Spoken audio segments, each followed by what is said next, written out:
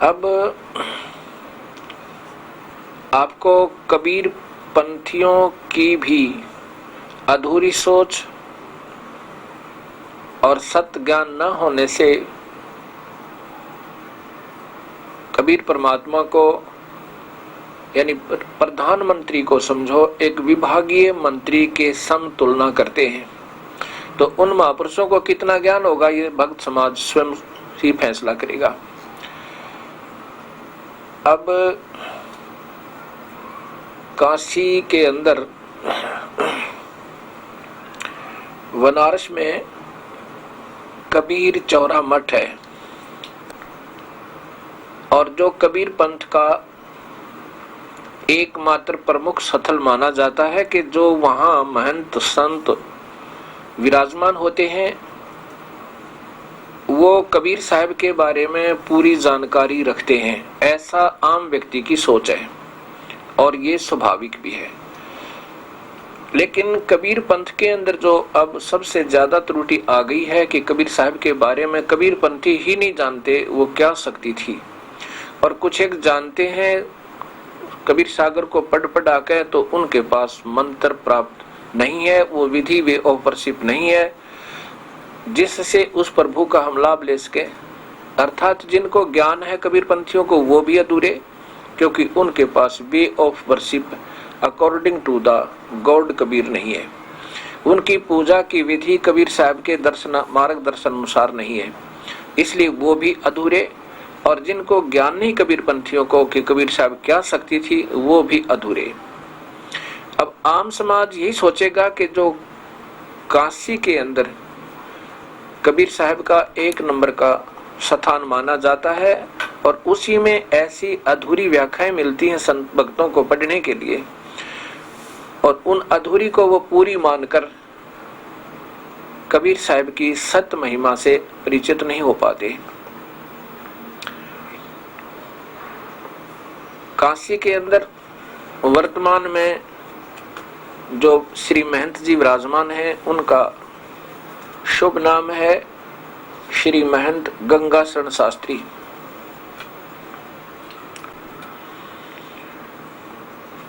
ऐसे ही ये दास यहाँ हरियाणा में सत्संग करता था, अभी करता है। एक भक्त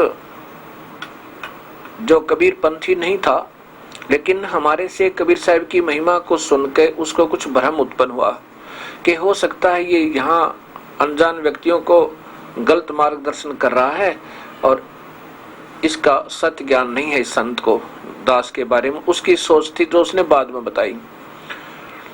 तो वो सत्संग सुन रहा था कि कबीर साहब पूर्ण परमात्मा हैं, अनंत कोटि ब्रह्मांड के मालिक हैं, ये सारी सृष्टि के रचनहार हैं, ब्रह्मा विष्णु महेश तो तीन लोक के प्रभु हैं और ये परमात्मा अनंत कोट ब्रह्मांड के मालिक हैं। ऐसे वो सुना करते थे, लेकिन उनको शंका थी कि ये महाराज जी वैसे ही व्यर्थ में कबीर साहब की फिजूल में महिमा गा रहे हैं, ऐसा नहीं हो सकता। इसलिए वो कहता जी मेरा एक बार काशी जाना हो गया बनारस में, और वहां मैंने वो कबीर चौरा मठ ढूंढा। वहां जाकर के वहां से पूछा कि यहाँ कबीर साहब की जीवन चरित्र कोई मिल जाए तो मुझे दीजिए। तो उसने ये जीवन चरित्र मिल गया। इस कबीर जीवन चरित्र को लेकर के वो दास के पास पहुंचा कि आप तो कहते थे कि कबीर परमात्मा सर्वस्वा है और काशी के अंदर जो एक नंबर का आप धाम बताते थे, स्थान बताते हो कि वहां पर शास्त्र सही मिलते हैं। दास को भी यही भ्रम था कि वहां पर जो सत्य होगी वह बिल्कुल सही होगा, वही होगा जो दास बता रहा है, क्योंकि दास बता रहा था गरीबदास जी की वाणी के आधार पर, क्योंकि गरीबदास जी ने कबीर साहब के सत्य ज्ञान को, सत्य जीवन चरित्र को दोबारा जीवित किया है अपनी सत्यवाणी में, उसमें कोई मीन मेख नहीं मिला हमें। तो इस आधार से मैं भी यही कहा करता कि ये वास्तव में शास्त्र हमें वहां काशी से मिलेंगे, कबीर चौरा मठ से वो सत्य होंगे। ये दास की भी भ्रमणा थी। तो वो इस जीवन चरित्र को लेके दास के पास आया। अब देखिएगा इसमें कितनी अधूरापन। ये है कबीर जीवन चरित्र, ये है कबीर जीवन चरित्र। और इनके लेखक हैं श्री गंगा शरण शास्त्री। कहां से? कबीर चौरा मठ से।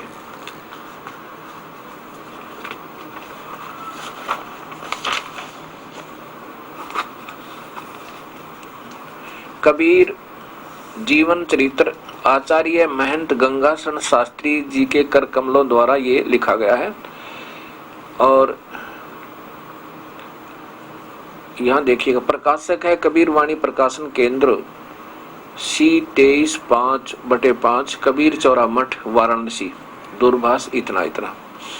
और इनकी मुद्रक है शिवम प्रिंटर्स इतना। Indian press colony Maldahiya Varanasi इतने। इन्होंने क्या लिखा है कि मैंने इस महापुरुष ने क्या बताया है, ये है श्री गंगा शरण जी शास्त्री, इनका चित्र है।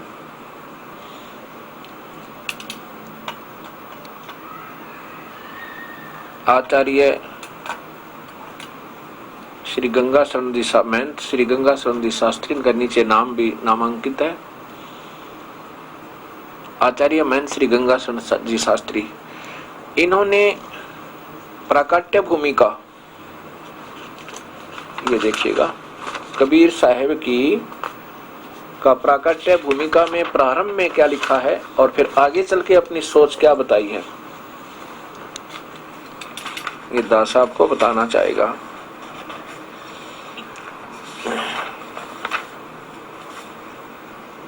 इसी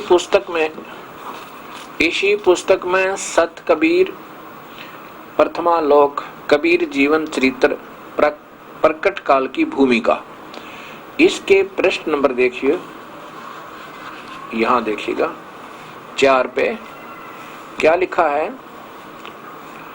कि कबीर परिचय आदि ग्रंथों के आधार पर नीरू का धर्म तो पता लग ही गा, किसी कारण से वे मोहम्मदीय धर्म से प्रविष्ट हो चुके और उनके जिनके पुण्य गुरुदेव कबीर ने आचार्य धर्म संस्कृत कराया और उनका पूरा परिवार वैष्णव धर्मावलंब हो गया। मैं ये कहना चाहता, ये देखिएगा, ये महात्मा जी बताते हैं कि मैंने संग्रहित करके, ये लिखा कि अतः जानने से, इस पुस्तक में मैंने संग्रहित कर दिया, जितनी बातों का प्रमाण पता लगेगा उन्हीं बातों को मैं इस पुस्तक में संकलित करूंगा। सन 1953 से सन 1973 तक पूरी खोज करने के बाद ही जीवन चरित्र पर लेखनी उठाएगी। इस महापुरुष ने 20 वर्ष तो खोज की और 20 वर्ष की खोज के बाद इन्होंने क्या दिया, ये देखो प्रश्न नंबर, ये उल्टा आइए 2 पे, इधर देखिएगा, प्रश्न नंबर 3 है, ये प्रश्न नंबर 2 है। इसके नीचे से थोड़ा सा हिंट सुनाऊंगा कि यहाँ अपनी लेखनी से महापुरुष कबीर साहब के बारे में ये गंगा शरण जी लिखते हैं। इस बीच एकाएक भूमि निनाद सुनाई पड़ा, जो जहाँ वहीं पर रुक गया, यानी हम भूमिका बना रहे हैं। कबीर सूर्य ने प्राची दिशा में पृथ्वी पर पदार्पण किया, अर्थात कबीर साहब का लहर तारा तालाब में ये प्रकट्य मानते हैं, बिल्कुल ठीक ढंग से। उसके आकाशवाणी के सुनते ही जन जन में नव जीवन का संचार हो गया। विक्रमी संवत 1956, ये वास्तव में 1955 है, और जबकि यहाँ साखी स्वयं लिख रहे हैं 1455, वास्तव में ये 1455 ही है। विक्रमी संवत 1456 का दिन मनुष्य के लिए प्रकाश का दिन था और उस दिन की रात्रि मनुष्य के लिए विश्राम की रात्रि थी, जिस दिन सदगुरु कबीर इस भूतल पर अवतीर्ण हुए। वह स्थान मनुष्य के लिए सतुत्य स्थान है। ये भी नहीं लिखा इन्होंने कि सतलोक से आए या कोई विशेष स्थान से आए, कुछ नहीं किया, क्योंकि ये तो इनको एक सिद्ध पुरुष मानते। लेकिन यहाँ इन्होंने कैसे लिखा ये आपको बताता हूँ।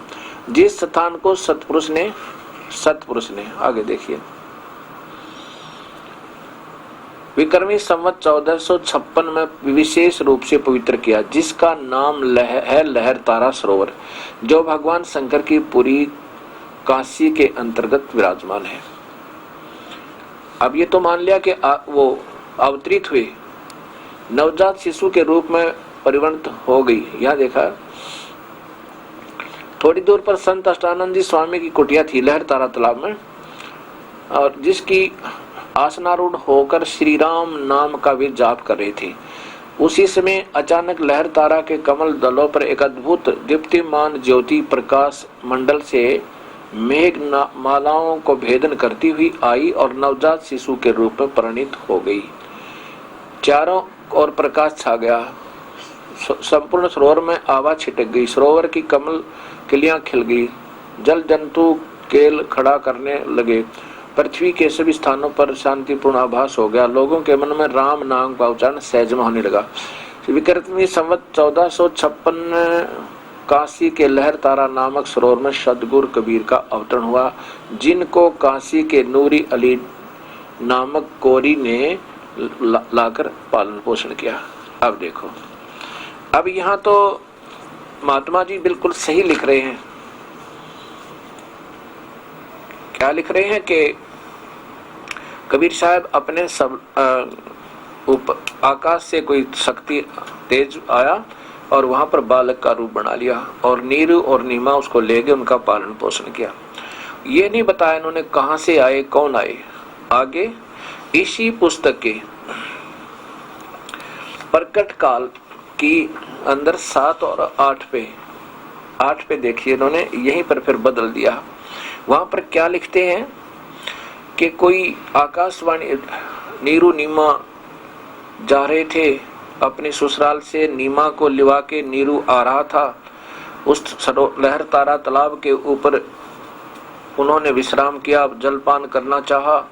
इतने में एक बच्चे की एक आकाशवाणी हुई ऊपर से कि इस बच्चे को तुम घर ले चलो, और ये बड़ा सिद्ध पुरुष है, ये कोई सिद्ध है और किसी बालक में प्रवेश कर गया है, और ये ऐसे ही अपना जीवन बदलता रहता है, ये अजरो अमर है। मतलब मैंने फिर इनसे एक बार ये दास का वहाँ बनारस में प्रभु की लीला सतल देखने और संगत को दिखाने का शुभ अवसर मिला। लगभग 400-500 सेवक और साथ में 4 बड़ी गाड़ियां, बसें, 2 छोटी गाड़ियां लेकर के ये दास अपने प्रभु के उस यथार्थ स्थानों को दिखाने के लिए, ताकि हमारी संगत के मन में प्रभु कबीर साहिब की सत्य को सत्य जचाया जा सके, अर्थात उनको ये प्रमाणित किया जा सके। तो दास की वार्ता इस महापुरुष से हुई जो कि कबीर पंथ के प्रमुख माने जाते हैं। तो मैंने उनसे इस जीवन चरित्र पर के बारे में चर्चा की कि श्री महंत जी, आपने जीवन चरित्र के अंदर दोगली बात की है। एक तरफ तो आप कह रहे हो कि वो आकाश से आए बालक का रूप धारण किया, बहुत अच्छा, और जो मेरे पास इस जीवन चरित्र को लेके गया था उसने बताया, देखो जी यहाँ तो ये महात्मा जी ये कह रहे हैं और आगे कह रहे हैं तो कोई सिद्ध पुरुष था, किसी बालक में प्रवेश कर गया, किसी की उसमें बच्चे के शरीर में जो मृत शरीर था, आदि आदि। तो मैंने उनसे पूछा कि ये ऐसा तो नहीं होना चाहिए था, जबकि कबीर पंथ का 1 नंबर का स्थान मानते हैं आम व्यक्ति, और वहां से ऐसी दोगली परिभाषा हमें अपने भगवान की मिल रही है, तो आम समाज क्या समझेगा और क्या उसको हम बता सकेंगे। इसका उत्तर श्री महंत गंगाशरण जी ने दिया कि ये तो अपनी अपनी भावना होती है। आज का युग साइंस का युग है, ऐसे कोई नहीं मानेगा कि कोई आके प्रगट हो गया इसलिए वो दूसरा देना पड़ा। अपनी अपनी भावना होती है।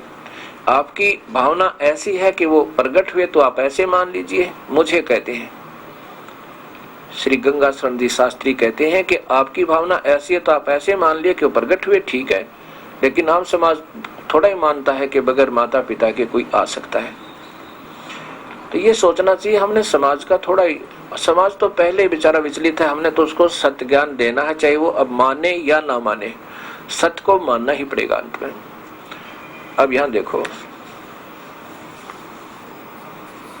वो तो थी भूमिका, प्रश्न नंबर 2 और 3। अब देखिएगा ये प्रथमावलोक, प्रगट काल, हाँ ये तो भूमिका, ये तो भूमिका में आपने पढ़ा, और इसके बाद है ये सदगुरु का प्रगट स्थल,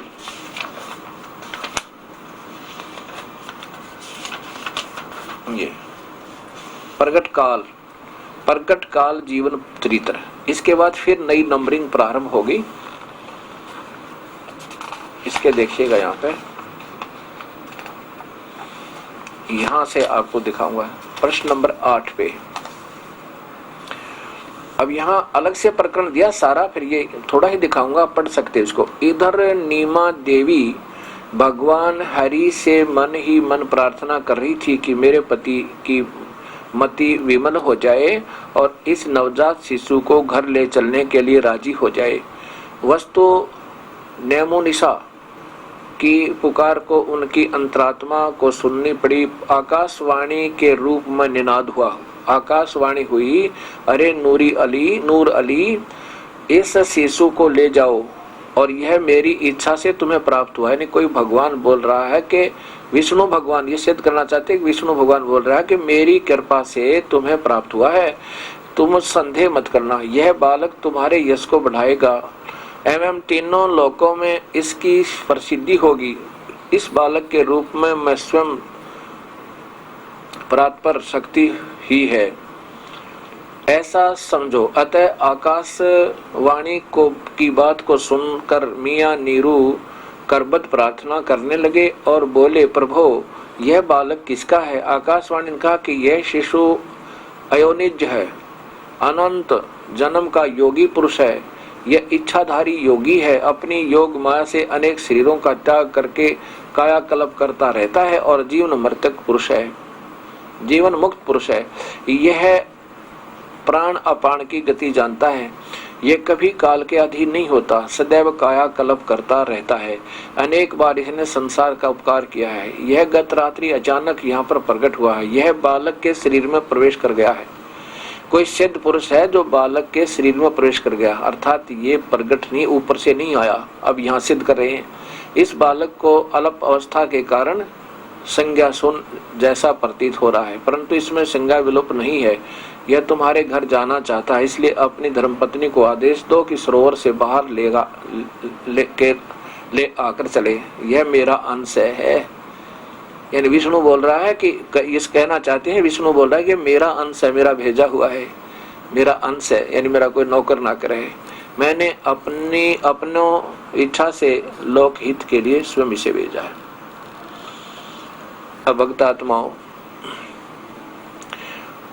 जब कबीर पंथ के प्रमुख स्थलों पर और ये अधूरी व्याख्याएं हमें मिल रही है, तो बताओ कबीर पंथ का गिरावट का मुख्य कारण यही मनमुखी लोग और प्रभुता के भूखे अज्ञानवश होकर के सच्चाई नहीं बता पा रहे, क्योंकि इनको स्वयं ज्ञान नहीं। इनको आप ही जिनके गुरु ऐसे रहे होंगे अधूरे, तो उन शिष्यों को क्या मिला और इनके अनुयायियों को क्या मिल रहा होगा, ये आप स्वयं सोच सकते हैं। फिर प्रसंग चला, मेरी इनसे वार्ता हुई महापुरुष से, क्योंकि मेरी तो बात कोई मानने को तैयार नहीं था उसमें, और इन महापुरुषों की जो कलमबद्ध पुस्तकें हैं उन पर आरूढ़ थे, लेकिन दास ने हिम्मत नहीं आ रही, क्योंकि मेरे पास वो ऑथेंटिक रिकॉर्ड है जो जिसको कोई चैलेंज नहीं कर सकता। और इन अनजानों की सोच आप पे फीकी पड़ जाएगी। जो समाज सियाना होगा, बुद्धिजीवी लोग हैं, आज कोई किसी के बहकावे में नहीं आ सकते। फिर मैंने इनसे प्रार्थना की कि आप ने इसमें लिखा है कि कबीर साहब का जो भंडारा था वो भगवान विष्णु ने किया। तो वो कहता है कि मैंने क्या लिखा, ये तो जैसे मैंने पता लगा वैसे लिखा और बिल्कुल ऐसा ही हुआ। उन्होंने इशारा करके बताया कि वो सामने वो स्थान है जहाँ पर भगवान विष्णु और लक्ष्मी एक टेंट में आकर रुके थे। वही कहाँ, उसी आश्रम में कबीर चौरा मठ के कोने में बताया कि वो स्थान है जहाँ पर भगवान विष्णु और लक्ष्मी आए थे और जिन्होंने कबीर साहब का भंडारा किया था। अब एक बात बताओ, जब कबीर साहब ऐसी तुच्छ शक्ति है और भगवान विष्णु बहुत सुप्रीम पावर हैं, तो हमने कबीर पंथी बनने की क्या आवश्यकता थी? हम पहले पंथी थे ही, भगवान विष्णु के, राम के, श्री कृष्ण के, हनुमान के, श्याम जी के, हम तो पहले ही पंथी थे। अब देखो कोई 25 वाट का बल्ब हो और उस अंधेरे में वो जब उदय हो जावे तो ये छोटे छोटे पतंग, मच्छर और मक्खियां, ये चींटियां उसके ऊपर ऐसे मंडराती है, उसको सत्य मान कर ओहो बड़ा आनंद आ गया। और फिर 50-100 वाट का उदय हो जावे, जगा दे कोई, तो फिर वो नहीं जा रहती उस 25 वाट के पे, फिर वो दूसरे पे पहुंच जाएंगी। और फिर ऐसे 1000 वाट का कोई जगा दे तो उस 50 वाट के 100 वाट को भी छोड़ देगी, 60 वाट को भी छोड़ देंगे, 1000 वाट के पे पहुंच जाएंगे। ऐसी हमारी वृत्ति है, हम निम्न सतर को त्याग कर ऊंचे को चलना चाहते हैं, ये बट नेचुरल है और ऐसा ही होता है। हम कबीर पंथी ये दास तभी बिना जब कबीर साहब की समर्थता इन ब्रह्मा विष्णु महेश से असंख्य गुनी ज्यादा थी, नहीं तो हम कबीर पंथी क्या जरूरत थी बनने की। हम तो पंथी थे ही पहले, हनुमान पंथी थे, श्री कृष्ण राम पंथी थे, ब्रह्मा विष्णु महेश पंथी थे। अब इनकी सोच इतनी इनकम्प्लीट है, इन कबीर पंथी कहो और उसी का गरीबदास पंथी, घिसा पंथी, इनको अपने ही मालिक के बारे में सत्य ज्ञान नहीं और ना ही उनकी वे ऑफ वर्सिन के पास है। और जगह जगह आश्रम और जगह जगह ये संत अपमेंट बने बैठे और जिसके कारण ये सब विचलित हो चुका है। हर स्थान पर न्यारी न्यारी व्याख्या मिलती है तो ये भगत समाज टक्कर मार रहा बेचारा और अंत में अपना जैसी भी अधूरी सधूरी इसको ज्ञान शिक्षा मिलती है, दीक्षा मिलती है, उस पर आधारी होकर अपना जीवन व्यर्थ कर जाता है। ये दास भी ऐसे भ्रम भटक रहा था। अब मुझे वो बात याद आती है कि यदि ये मार्ग ना मिलता मालिक क्या बनती इस दास के साथ। और इसी उद्देश्य को लेकर के आज ये समाज को सत्य बताना चाहता है ये दास प्रभु रजा से कि मेरे जैसे दुखी आत्मा बहुत हैं जो प्रभु की तलाश कर रहे हैं पर उनको सत्य मार्ग नहीं मिल रहा और जैसा उनको मिला हुआ उसको बिल्कुल आरूढ़ हो चुके हैं उन अनजान संतों के आधार पर। इसलिए इस दास ने ये सत्य कहनी पड़ रही है और जिससे फर्स्ट टाइम जो सुनेगा प्रथम बार उसको ऐसा लगेगा कि ये संत निंदक है और ये तो हमेशा निंदा ही कर रहा होता है। और दास को भी ऐसा ही लगा था जब मैंने पहली बार अपने पूज्य गुरुदेव के मुख से सुना था। गुरुदेव तो बाद में बनाए जब हमने उनकी सही तसल्ली वाली। अब वो दिन याद आते हैं कि वो निंदक नहीं थे, वो परमार्थी संत थे, वो दीन दयाल थे जिन्होंने इतनी कड़वी सत्य को मेरे हृदय में ठोक दिया।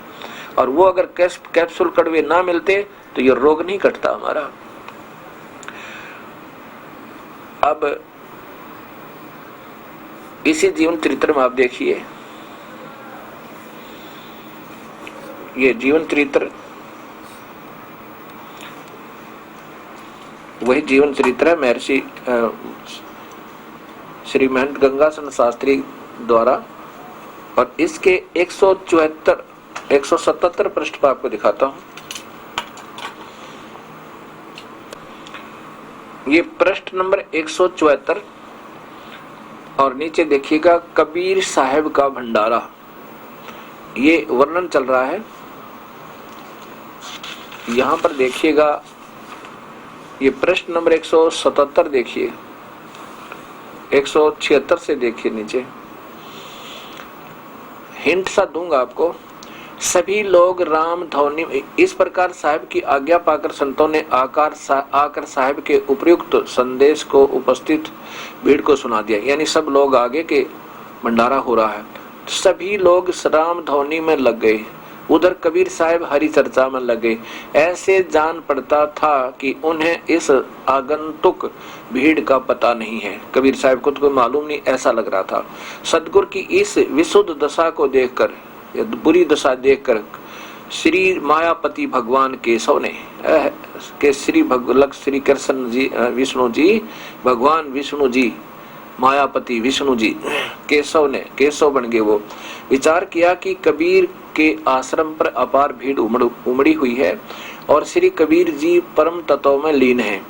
वस्तु अस्तु चलो भीड़ को संभाला जाए। श्री लक्ष्मी वाह जी वाह जी को भगवान ने आदेश दिया कि तुम दासी का रूप धारण कर सैकड़ों रूप हो जाओ और मैं भी सैकड़ों कबीर रूप में हो जाता हूँ। चलो कबीर के आश्रम पर भीड़ एकत्रित हुई है। अतः श्री भगवान केशव ने सदगुरु का रूप धारण करके साथ में जगत जननी को लेकर अनेक प्रकार की भोज्य सामग्री छकड़ों पर लाद कर कबीर आश्रम पर उतार दिया और हजारों कबीर होकर प्रत्येक साधु की सेवा में लग गए। उधर जगत जननी माँ लक्ष्मी दासी बनकर सैकड़ों रूप धारण करके भोजन बना रही हैं। आगंतुक संतों को यह जान पड़ता है कि श्री कबीर जी की ही सेवा करें, कबीर जी सबकी सेवा करें। अब देखो, ऐसा लगता था कि यह मृत्यु लोक नहीं इंद्र लोक बनेगा। इन महापुरुषों की बुद्धि इस काल से बाहर जाती ही नहीं। इंद्र लोक, इंद्र को पता नहीं क्या मान रहे हैं, विष्णु को सर्वसभा मान रहे हैं, और कबीर साहब के सामने विष्णु तो पासिंग भी नहीं है। इस प्रकार यह चहल पहल के साथ 5 दिन तक भंडारा चलता रहा। गरीबदास जी ने इसको 3 दिन बताया है, ये 5 नहीं 3 दिन। वैसे तो चाहे 10 दिन कर दो भगवान, ये तो इसमें कोई फर्क नहीं पड़ता। इस तरह की कोई त्रुटि है तो हम अवॉइड करेंगे, कोई ऐसी बात नहीं। उधर सतगुरु कबीर ने अपने ध्यान में देखा कि मेरा वास्तविक रूप धारण कर कर श्री हरि यानी विष्णु जी आकर मेरे नाम से संतों की सेवा कर रहे हैं। अतः कबीर गंगा तट से उठकर यहाँ आए और श्री हरि केशव से मिले। भगवान केशव कबीर को गले से लगाकर आंसू बहाने लगे और बोले कि कबीर, मैं तुम्हारे वश में हो गया हूँ। भगवान तो क्योंकि कबीर साहब को भगत बता रहे हैं, सिद्ध करना चाह रहे हैं गंगासन शास्त्री जी, तुमने मुझे अपने वश में कर लिया है। साहब ने कहा कि हे प्रभु, यह सब आपकी लीला है, आप अपने भक्तों पर बड़ा कृपा करते हो। कबीर साहब कहते हैं सदा उनकी देखभाल करते हैं। कबीर की इन बातों को सुनकर भगवान श्री हरि ने कहा कि यह सब आपकी महिमा, जो मुझे बुलाकर संतों की सेवा कराने का अवसर आपने दिया। श्री हरि ने कहा कि आप और मैं एक ही हूँ, केवल देखने में 2 रूप हमारे हैं। यानी विष्णु तक ही सीमित कर रहे हैं कबीर साहब को, या इन्होंने अपनी सोच और एक्स्ट्रा लिख दी कि कबीर पंथी नाराज ना होंगे। कि श्री हरि ने कहा कि आप और मैं एक ही हैं, यदि कबीर और विष्णु जी को ये एक ही सिद्ध करना चाहिए। प्रधानमंत्री को, राष्ट्रपति को विभागीय राज्य के प्रांतीय विभाग मंत्री से तुलना कर रहे महापुरुष जी। इनकी बुद्धि देखना, समाज भगत समाज। श्री हरि ने कहा कि आप और मैं एक ही हूँ, केवल देखने में 2 रूप हमारे और आपके लगते हैं। हे कबीर, जब मैं मनुष्य रूप में, अब ये सोचने की बात है,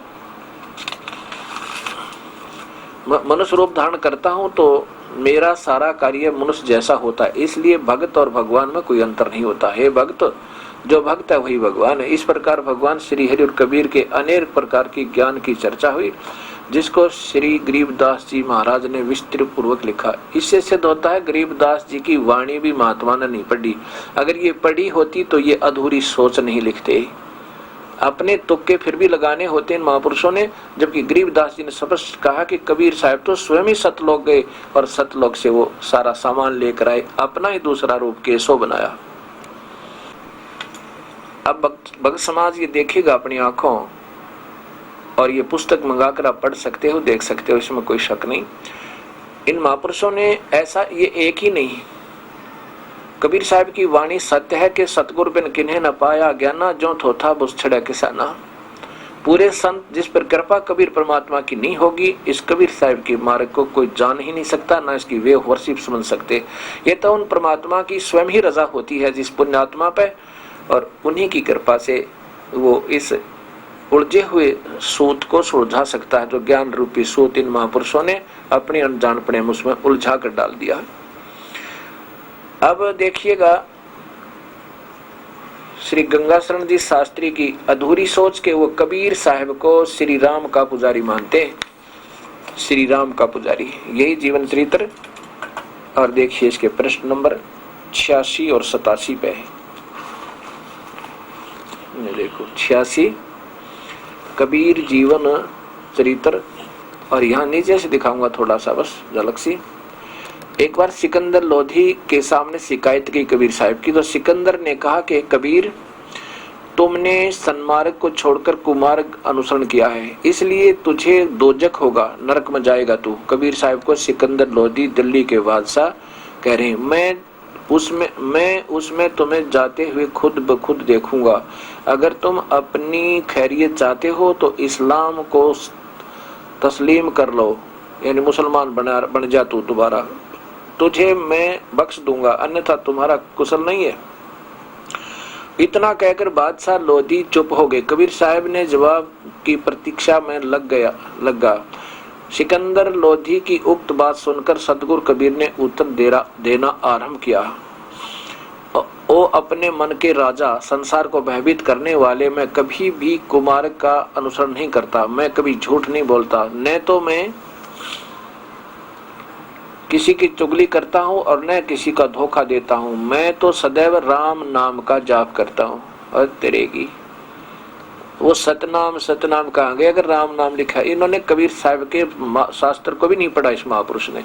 सदैव राम नाम का जाप करता हूँ, अतः इसके अतिरिक्त तुम और तुम्हारे गुरु और तुम्हारे सभासद सब कुमार्गी हैं। तुम दूसरों को सदैव भयभीत करके अन्याय से कोप भरते हो, निर्बलों का गला घोटते हो, मंदिर तोड़वा कर मस्जिद बनवाते हो, दूसरों की स्त्रियों का अपहरण करते हो, इसलिए तुम सभी नरकगामी होंगे।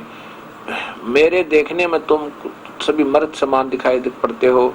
और आगे क्या कहते हैं, मैं विपरीत में तो श्री राम की भक्ति करता हूँ। क्यों दोजक के काम करते हो, इसके विपरीत मैं तो श्री राम की भक्ति करता हूँ। और तेरेगी ये मालिक, इनको सद्बुद्धि दो दाता, ताकि भगत समाज को कोई ठीक रास्ता मिल जाए। सबकी रक्षा श्री राम ही करते हैं। बोलो, उनके आश्रित जो रहता है उसको कोई कुछ नहीं कर सकता, न तो उसको कोई मार सकता है और न ही उसको कोई जला सकता है। अब भक्तात्माओं, इन महापुरुषों की पुस्तकों को पढ़कर इस दास को कोई मानने को तैयार नहीं था, क्योंकि वो कहते थे कि आप क्या जानते हो, ये तो बहुत पुराने मंदिर आश्रम बने हुए, वहां पर तो यथार्थ ज्ञान मिलेगा। अब देखो,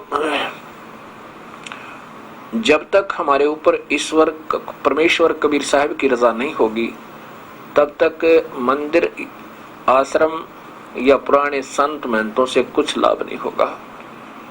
ये तो आज के वर्तमान की लेखनी कल जाके पुरानी हो जाएगी, 100 वर्ष के बाद यही बहुत पुरानी लगेंगी, जो आज अधूरी सोच के शास्त्र संतों ने बनाकर ऋषियों ने रख रखे हैं। ये हमने फिर दोबारा रीसेट करने होंगे, नहीं तो ये समाज के आप दोषी होगे, भगत समाज के और परमात्मा के दोषी होगे। इसको हमने एक करना होगा। भगवान एक, उसकी वे ऑफ वर्शिप भी एक ही है, और वो वेद और गीता और कबीर साहब का शास्त्र, गरीबदास जी की वाणी, गुरु नानक देव जी की वाणी, नामदेव जी की वाणी, वो वाणी गुरु नानक देव और राम नामदेव जी की, जो कबीर साहब के मिलने के बाद, सतलोक दर्शन के बाद जो उन्होंने उच्चारण की, वो मान्य है। और ऐसे धर्मदास जी की वाणी, धर्मदास जी की वाणी में बहुत मिश्रण कर दिया ऐसे अधूरे संतों ने, कबीर पंथियों ने भी। और ऐसे ही कबीर सागर में फेरबदल करने की चेष्टा की जा रही है। जिसको जैसा ठीक लग रहा है उसको ऐसे घुसेड़ देता है। कबीर सागर बदलते बदलते और ना जाने उसमें कितना को और फेरबदल कर दिया। गरीबदास जी ने उसको ज्यों का त्यों दोबारा चित्रण कर दिया, जैसे तुलसीदास जी ने पहले रामायण महर्षि वाल्मीकि जी ने लिखी थी, उसके बाद भगवान श्री राम का अवतरण हुआ, और उसके भी काफी लाखों वर्षों के बाद महर्षि तुलसीदास जी महाराज ने वही पुराना चित्रण ज्यों का त्यों लिख दिया, और वो आज सत्य मान्य है। ऐसे ही गरीबदास जी ने पूर्ण परमात्मा कबीर साहब की महिमा और ब्रह्मा विष्णु महेश की सती थी, ब्रह्म पर ब्रह्म की सती थी, सब कुछ ज्यों का त्यों सत्य लिख दिया। आज वो बिल्कुल मान्य है, और उसके अंदर जो विवरण है वो बिल्कुल सत्य है। उसके आधार पर ये दास ने इन सत्य को बताया। और फिर जब शास्त्र देखे उठाकर, वेद और गीता तो मैंने 1.5 वर्ष पहले देखा है, उससे पहले ये लगातार 8 वर्ष से दास केवल गरीबदास और कबीर साहब की वाणी के आधार पर कबीर साहब की ज्यों की तो महिमा सुनाता हुआ आ रहा है। और फिर वेद और गीता देखा, उनमें भी ज्यों का तो मिला, और सभी पुराण कुरान देखे, कबीर परमात्मा की व्याख्या मिली। क्योंकि गरीबदास जी और कबीर साहब ने जो स्वयं आकर के, और गरीबदास जी ने अपने प्रभु की, अपनी भगवान की आंखों देखा हाल लिखा, वो झूठ नहीं हो सकता। तो इस प्रकार ये भक्ति मार्ग दूसरी दिशा पकड़ चुका है। अब इसको दोबारा उसी लाइन पर लाना होगा। अब कबीर साहब का वास्तविक चित्रण आपको दास ने पहले इसी परिभाषा प्रभु, शंका और समाधान परिभाषा प्रभु की में आप सुन चुके थे। अब आपको काशी में भंडारे का चित्रण ये दास सुनाना चाहता है। कबीर साहब हिंदू और मुसलमानों को यही कड़वी कड़वी सत्य बताया करते थे कि जो साधना तुम्हारे गुरुओं ने तुम्हें दे रखी है, ये शास्त्र अनुकूल ना होने से, शास्त्र विरुद्ध होने से तुम्हारे लिए नरकदायी है। ये ना तो इस तुम्हें कोई परम सिद्धि प्राप्त हुए और ना ही तुम परम गति को प्राप्त कर सकते और न ही कोई सुख मिल सकता। उस समय हमारे पूर्वज शिक्षित नहीं थे, बेचारे भोले भाले थे और गुरुओं के पीछे बंधे रहा करते। जो गुरुजी ने कह दिया वो फाइनल है, क्योंकि वो स्वयं पुण्य आत्मा थी। वो ये सोचा करते थे गुरु लोग झूठ नहीं बोलते, वो सत्य बताते हैं। और गुरु तो वही होते हैं जो झूठ ना बोलें, केवल सत्य बतावें। लेकिन अब कलयुगी संतों ने, महंतों ने, गुरुओं ने झूठ बोलने का ठेका ले रखा है और गुमराह करने का पूरा कंट्रैक्ट है इनके पास। अब गीता में लिखा है उसके विरुद्ध सारी साधनाएं, ये श्री कृष्ण के गुण गाने वाले और श्री राम के महिमा बताने वाले, ब्रह्मा विष्णु महेश के गुण गाने वाले, उनके विरुद्ध साधना दे रही हैं। अब देखियो गीता जी के अध्याय नंबर 16 के श्लोक नंबर 23 और 24 में, इसमें लिखा है कि ये अध्याय नंबर 16 है और यहां देखिएगा श्लोक नंबर 23 में लिखा है कि जो शास्त्र विधि को त्याग कर अपनी इच्छा से मनमाना आचरण करता है वह न सिद्धि को प्राप्त होता है और न परम गति को और न ही सुख को ही। हे मालिक, कि जो शास्त्र विधि ने त्याग के जो मनमाना आचरण करता है वह न तो सिद्धि को प्राप्त होता है और न ही परम गति को और न ही सुख को ही।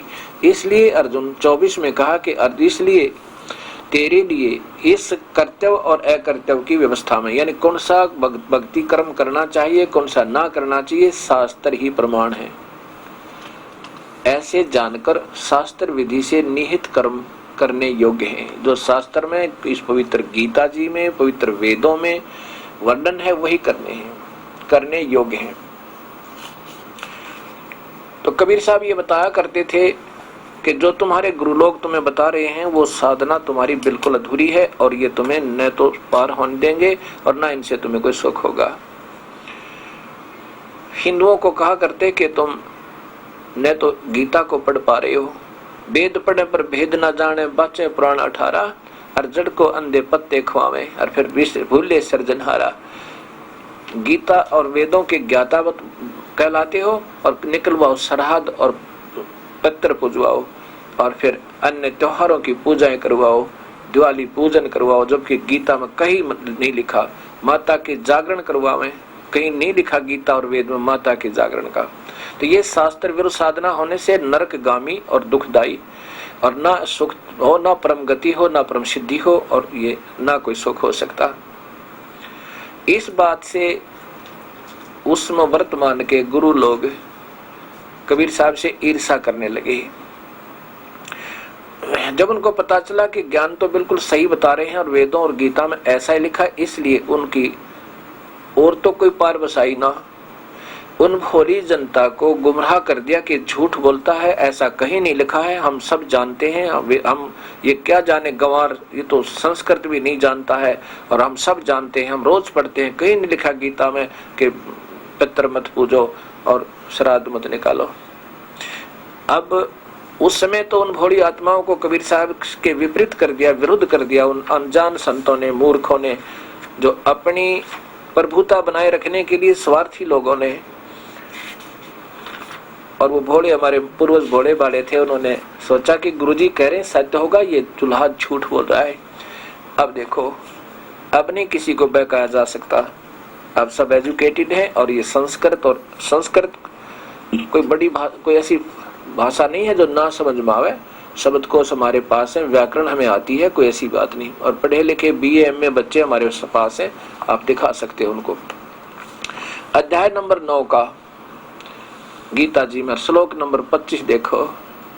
देवताओं को पूजने वाले देवताओं को प्राप्त होते हैं, पितरों को पूजने वाले पितरों को प्राप्त होते हैं, भूतों की पूजा करने वाले भूतों को प्राप्त होते हैं अब बताओ, पितर की पूजा श्राद्ध है, भूतों की पूजा उनके कपड़े निकालना, चौराहे की पूजा और वो पिंड भरवाना, ये उनकी पूजा है। और देवताओं की पूजा आप कर ही रहे हो ब्रह्मा विष्णु महेश की, ये पूजा भी व्यर्थ है। तीनों देवताओं की पूजा भी व्यर्थ है। और उससे नीचे के तो देवता जो आप पूज ही रहे हो, माता मसाणी, ये कुछ नहीं पूजनी। ये स्पष्ट गीता बता रही है आपके सामने। देवताओं को पूजने वाला देवताओं को प्राप्त होता है, पितृवर्ता पितरों को पूजने वाला पितर हो जाए, पितर बन जाएगा। पितर भी भूत की बड़ी क्वालिटी होती है। और भूत पूजने वाला यानी प्रेतों को पूजने वाला प्रेत बनेगा। और भाई मेरा पूजन करने वाला मुझे ही प्राप्त होगा। ये तो इन्होंने खुद लिखा है, मेरे भक्तों का पुनर्जन्म नहीं होता। ये तो इनकी वैसे तुक्का है, बाकी ये सीधा लिखा है इसका कि मुझे प्राप्त होगा मेरा पूजने वाला। अब ये यहाँ पर फिर अध्याय नंबर 7 के देवताओं और इन पितरों की पूजा तो बिल्कुल मूर्खों की पूजा, यानी पितर बनेंगे। इसी प्रकार तो सारा समाज शास्त्र विरुद्ध साधना करने से आज भूत बन गए, पितर बन गए। और हम आने वाली पीढ़ियां उनके श्राद्ध निकाल रही है क्योंकि वो पितर बन गए। क्यों पितर क्यों बने? कि गीता विरुद्ध साधना उनके गुरुओं ने बताई। वो दुश्मन थे उनके, वो गुरु जो थे वो दुश्मन थे, जो भगवान की नियम तोड़ के भगवान के विरुद्ध सोच साधना बताई उनको, हमारे भोलिया माता पिताओं को। अब ये अध्याय नंबर 7 में बिल्कुल स्पष्ट कर दिया है। क्या लिखा है कि अध्याय नंबर 7 के श्लोक नंबर 12 से लेकर 15 तक तो बताया है कि तीनों गुणों से जो हो रहा है, रजगुण ब्रह्मा, सतगुण विष्णु, तमगुण शिव जी से, अर्जुन मुझसे ही जान और मैं इनमें और वे मुझ में नहीं है। क्योंकि ये काल 21वें ब्रह्मांड में अलग रहता है और ये ब्रह्मा विष्णु महेश केवल तीनों लोगों के एक एक ब्रह्मांड में एक एक ब्रह्मा विष्णु महेश बना करके इनको वहां पर ये सृष्टि स्थिति और संहार का कार्य करवाता है और स्वयं 1 लाख जीवों का आहार करता है। इसमें चलते चलते देवताओं पर जो बात आ रही है ना कि देवताओं के पुजारी मूर्ख हैं, ये तो मूर्खों की पूजा है, कभी नहीं करनी चाहिए उन ऐसे करने वाले। अध्याय नंबर 7 का और श्लोक नंबर ये 12 से प्रारंभ करता है दास। और भी जो सात्विक सतगुण से उत्पन्न होने वाले भाव हैं और जो रजगुण तथा तमोगुण से होने वाले भाव हैं, उन सबको तो मुझसे ही ऐसा जान, परंतु मैं उनमें और वे मुझ में नहीं है। इसमें कहने का तात्पर्य ये है भगवान का कि काल भगवान कहता है कि जो भी यहाँ इस 21 ब्रह्मांड में और एक ब्रह्मांड में, सभी ब्रह्मांडों में 20 ब्रह्मांडों में ये ब्रह्मा विष्णु महेश प्रभु हैं, एक। तो एक ब्रह्मांड के अंदर एक ब्रह्मा, एक विष्णु, एक शिव है। इन रजगुण ब्रह्मा, सदगुण विष्णु, तमगुण शिव जी, इन तीनों के द्वारा जो भी हो रहा है, ब्रह्मा रजोगुण प्रभावित करके सब जीवों से सृष्टि उत्पत्ति करवाता है, यानी बच्चे उत्पन्न करवाए। और फिर संसारिक सुविधाओं में इसका ध्यान, जैसे कार, कोठी, फैक्ट्री, टेलीविजन, बढ़िया ये साधन, भौतिक सुख को चाह, ये रजोगुण प्रभावित होकर और ब्रह्मा जी के उस दबाव से ये जीव ऐसे उलझा हुआ। ऐसे भगवान विष्णु सबकी सतिथि बनाकर रखता है। आपस में प्यार प्रेम, भाई में पिता में पुत्र का, माँ में माँ का, पुत्र में पिता का, पुत्र में पुत्र का, पिता में पति पत्नी का, ये जो एक मोह है, एक दूसरे का खिंचाव करवा रखा, ये सतोगुण भगवान विष्णु के गुण के कारण हो रहा है। और एक मिनट में भाई ने भाई मार दे, दोस्त की लड़ाई हो जा, ना बिरक के जुल्म हो जाए, 2 सेना राजाओं की लड़ाई हो जाए, ये जो कुछ हो रहा है ये भगवान शिव के कारण तमोगुण से होता है। तो इन तीनों गुणों से, यानी रजगुण ब्रह्मा, सदगुण विष्णु, तमगुण शिव जी से जो हो रहा है वो मुझसे जान, मैं ही करवा रहा हूं। क्योंकि काल 21वें ब्रह्मांड में बैठ के और साथ में हर ब्रह्मांड में एक ब्रह्मलोक में विराजमान होकर महाब्रह्मा, महाविष्णु, महाशिव रूप में इन सबको नचा रहा है। उसके पास इनका सबका रिमोट है, सब प्राणियों को जो इनके अंतर्गत, काल के अंतर्गत आते हैं। इसलिए कहा है कि मेरे इन तीनों गुणों से जो कुछ हो रहा है मुझसे जान, और मैं इनमें नहीं और वो मुझ में नहीं। ये देखो, ये काल इन 21वें ब्रह्मांड में रहता है, इनसे बाहर रहता है। ये एक ब्रह्मांड है ये एक ब्रह्मांड है, ये एक ब्रह्मांड है, और ये ऐसे ऐसे 5 ब्रह्मांड हैं, और इन 5 महाब्रह्मांडों का एक ग्रुप, 5 ब्रह्मांडों का ग्रुप बनाकर एक महाब्रह्मांड बना दिया इसने। ये 5 ब्रह्मांड हैं, 1 2 3 4 5, और इसका एक जो बन गया ये महाब्रह्मांड हो गया। ऐसे ऐसे ये 20 ब्रह्मांडों को 4 ग्रुपों में, 4 समूहों में बना रखा है, और स्वयं 21वें ब्रह्मांड में एक महाब्रह्मांड को लेकर के ये ऐसा सारा कुछ ये बना रखा है। ये एक महाब्रह्मांड में इसने बना रखा है।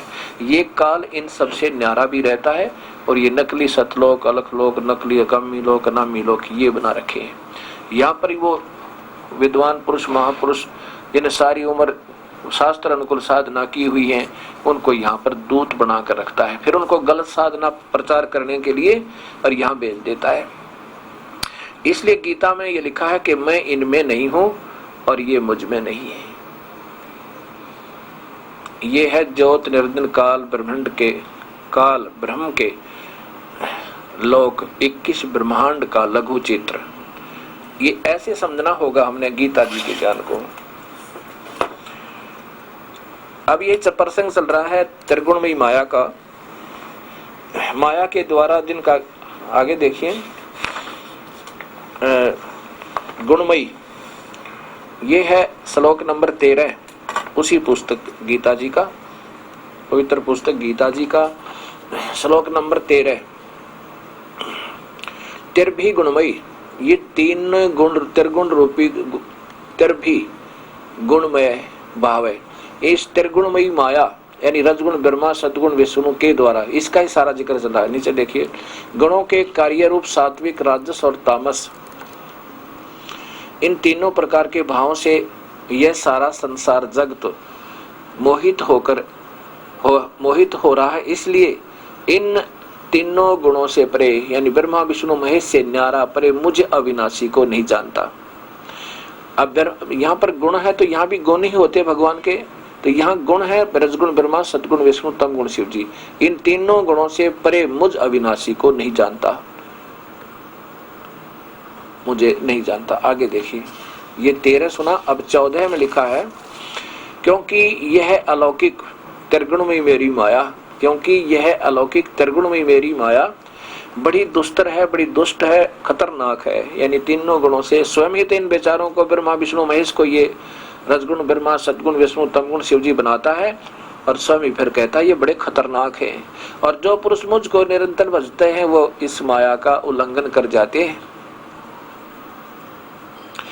अब देखो, फिर 15वें में तोड़ कर दिया। अब देखो, माया के द्वारा, कौन सी माया? वे रजगुण ब्रह्मा, सदगुण विष्णु, तमगुण शिव जी के द्वारा डाला गया जाल के द्वारा। देखिए यहाँ पर, माया के द्वारा जिनका ज्ञान हरा जा चुका है, असुर भाव को धारण किए हुए, अर्थात ब्रह्मा विष्णु महेश के द्वारा यहीं पर इन्हीं की पूजा और इन्हीं के अक्षणिक सुख के ऊपर जो आधारित हैं, वो राक्षस भाव को धारण किए हुए नराधमा मनुष्यों में नीच है, कति नीच व्यक्ति लिखा है। इनको देवताओं की पूजा करने वाले, पितर श्राद्ध भूत पूजनियों को, दुष्कर्म करने वाले मूढ़ लोग, माम मुझे नहीं भजते अर्जुन, मुझको नहीं प्रपदनते। अब इसी से संपर्क में आगे चलिएगा। ये देखिए यहाँ 21, यहाँ 20 से देखिएगा। अब जो जिसकी पूजा करता है, उन भागभोगों की कामना द्वारा जिनका ज्ञान हरा जा चुका है, यानी रजगुण ब्रह्मा, सदगुण विष्णु, तमगुण शिव जी तक की पूजा से के कारण जो लाभ होना था, ये देखो इधर, ये देखिएगा, ये इतना देखो, पूरा दिखाओ। भोगों की कामना द्वारा, यानी जो रजगुण ब्रह्मा, सदगुण विष्णु जी के द्वारा जो भी हो रहा है, जो उनसे लाभ हो रहा है, उसके ऊपर जो आश्रित हैं, उन भोगों की कामना द्वारा जिनका ज्ञान हरा जा चुका है, वे लोग अपने स्वभाव से प्रेरित होकर उस नियम को धारण करके अन्य देवताओं को पूजते हैं। ये मालिक, अन्य देवता स्पष्ट लिखा, अन्य देवता प्रपदन्ते, अन्य देवताओं को पूजते मुझे छोड़ कर, यानी ब्रह्मा विष्णु महेश और नीचे की पूजा करते वो अनजान व्यक्ति। और 21 में देखो, यहाँ ऊपर देखो 21 में लिखा कि जो जो सकाम भक्त जिस जिस देवता स्वरूप को श्रद्धा से पूजना चाहता है, उस भक्त की श्रद्धा को मैं उसी देवता के प्रति स्थिर करता हूं। आगे देखिए, आगे बताऊंगा इसका आपको सारांश। वह पुरुष उस श्रद्धा से युक्त होकर उस देवता का पूजन करता है और उस देवता से मेरे द्वारा ही विधान किए हुए उन इच्छित भोगों को निसंदेह प्राप्त करता है, कोई शक नहीं। आगे देखिए, आगे 23 में देख कमाल कर दिया भगवान ने। परंतु उन अल्प बुद्धि वालों का वह फल नाशवान है। बता, तोड़ कर दिया कि तो मूर्ख लोग, मंद बुद्धि वाले का ये नाशवान फल है। देवताओं को पूजने वाले देवताओं को प्राप्त होते हैं, मेरे भक्त मुझको प्राप्त होते हैं।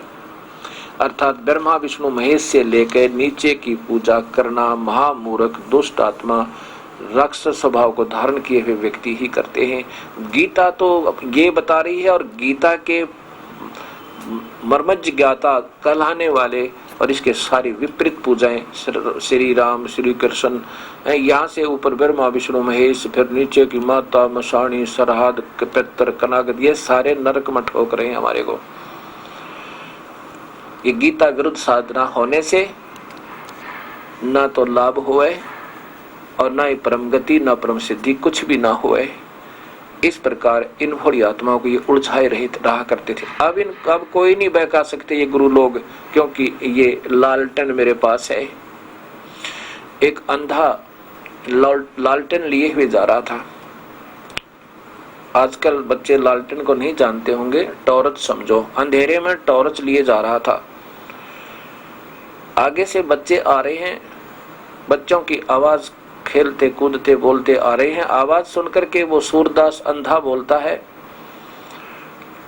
जो टॉर्च लिए हुए अंधेरे में टॉर्च की रोशनी ऐसे करता हुआ जा रहा, लाठी के सहारे पगडंडी को के ऊपर। उन बच्चों की आवाज सुनकर कहता है कि भाई देखना देखना, मुझे दिखाई नहीं देता है, देखना जरा मुझे दिखाई नहीं देता है, मैं अंधा हूं। बच्चे निकट आकर कहने लगे, बाबा आप अंधे हो, फिर टॉर्च किस लिए ले रखा है? तो सूरदास ने कहा, अंधे ने कहा कि आप आंखों वालों के लिए, कहीं तुम मेरे में टक्कर ना मार दो। इसलिए ये शास्त्र, वेद, गीता, कुरान और पुराण और गुरु ग्रंथ साहिब आपको इसलिए दिखा रहा हूँ। कबीर सागर इन्हीं के द्वारा लिखी हुई लेखनियां, उन्हीं पंथों के महापुरुषों के हाथ से लिखी हुई वो कहानियां, जो कि तो प्रमाणित दिखा रहा हूँ कि ये आपके लिए टॉर्च हो जाएगी। मेरे से टकराने से पहले अपने इस लालटेन के चांदने में देख लेंगे और मुझे ना टकराएंगे। इसलिए ये लालटेन दिखाया जा रहा है। अब कोई किसी की नहीं सुनेगा और इनको धिक्कारेंगे नादान संतों ने। कहाँ ले जा रहे हैं पूरे समाज को? अपनी प्रभुता और अपनी स्वार्थ के लिए ये भी नहीं सोच पा रहे, तुम महापाप के भागी हो गए, क्योंकि कलयुग में जीव को डर नहीं रहा भगवान से।